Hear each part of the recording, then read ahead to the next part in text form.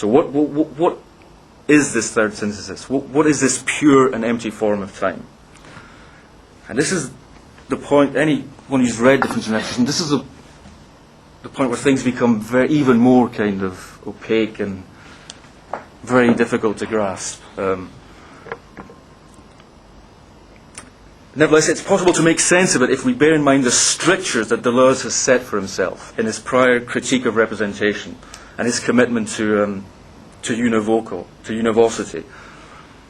The third synthesis is invoked in order to synthesize duration as an intensive or virtual whole, i.e. the pure past, with the present as its most contracted point. And this is the famous Bergsonian account of duration, with the Bergsonian cone, where you have the present, which is the point of the intersection between matter and memory, or between space and time, as merely the most contracted form of a continuum of duration, of virtual duration, which is the whole of time, or the whole memory of the past.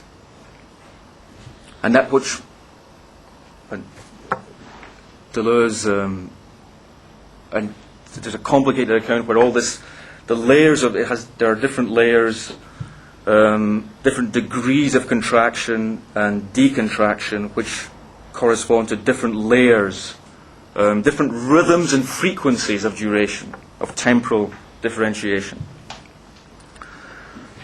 So, if the third synthesis is invoked in order to synthesize duration as an intensive or virtual whole, i.e. the whole of time with the present, the contraction of the living present, then this is a synthesis between unequal portions.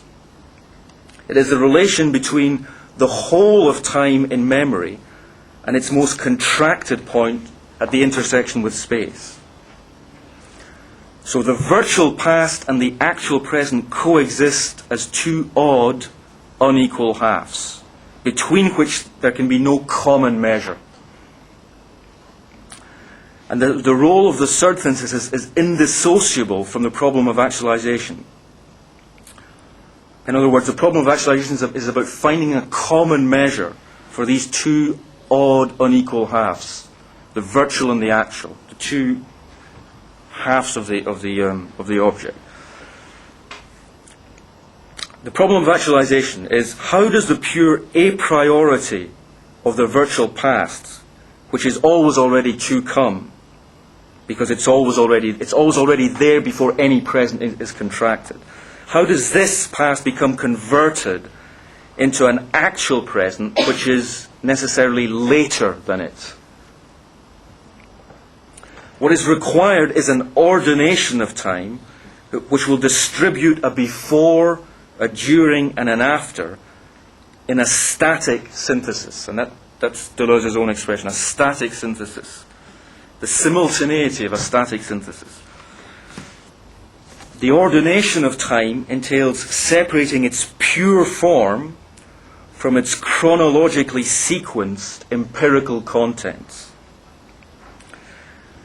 And hence, it's this ordination which, in Deleuze's peculiar expression, throws time out of joint. This is, Deleuze famously credits Kant, the Kantian discovery of time as the transcendental form of determination, as the prizing free of time, the prizing free of the pure and empty form of time from its subordination to space, to cardinal measure, to the measure of movement.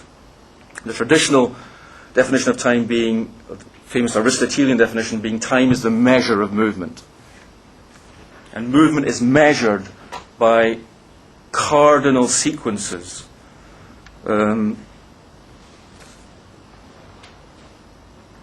which measure periodic movement. So time's joints are these cardinal points which measure periodic movement. So these three series are the first series of the present. Its cardinal order is the first series of the present, the second series of the past, the third series of the future in an indefinite succession. So long as time is jointed or subordinated to the number of movement, all we have are nested successions of repetition, each of which remains external to the other. There is no common measure between the first, the second, the third.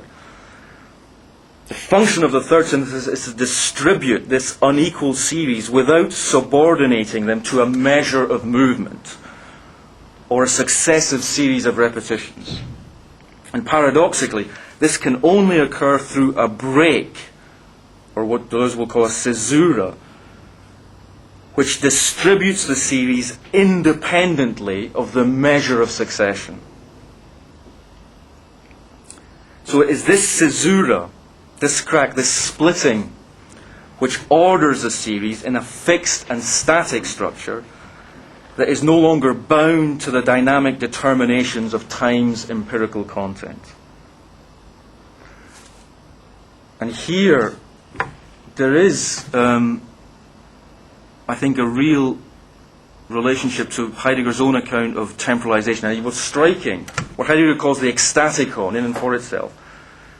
Time as that which is always disjointed, which is outside of itself, and so it can't be spatially represented, is necessarily static. So it contradicts our ordinary intuitions about the way in which time is necessarily sequentially articulated, as if time is a matter of moving from the future through a present into a past.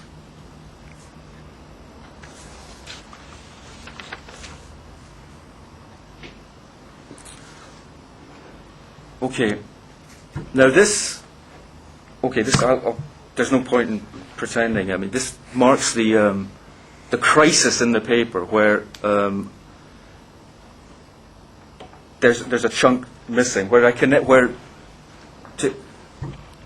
Deleuze relates this account of the pure and empty form of time to the death drive in a discussion of Freud,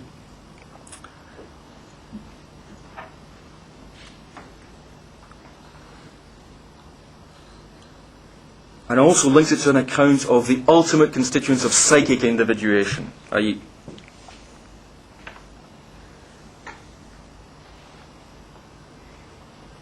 Okay, and this is the missing chunk, the fatally missing chunk of the paper. But I'll try to kind of go on to what the philosophical. Basically, I'll try to at least sketch the movement that needs to be kind of articulated in this missing. So the point, the third synthesis.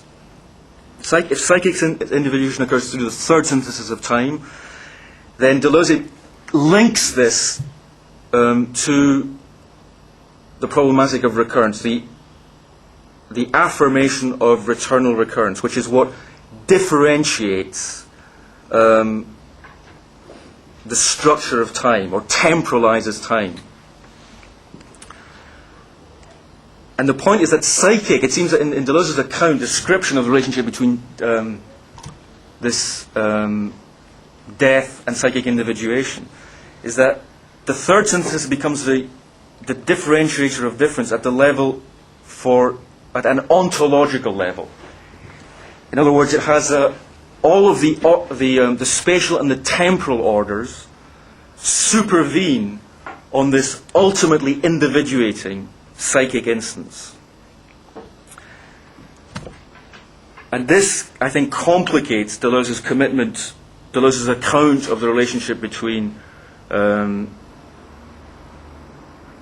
his critique of representation and his account of univocity. The relationship between, if Deleuze is seen as a Spinozist, then he's simply recoding the difference between substance, attribute, and modes in terms of the distinction between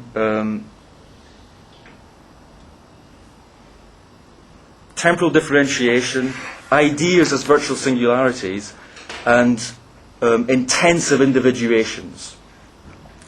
And Deleuze famously wants to flatten substance onto the modes and have the attributes, which is to say the intent, the ideas, the dialectical ideas, the problematic singularities, become the locus for individuating difference in being.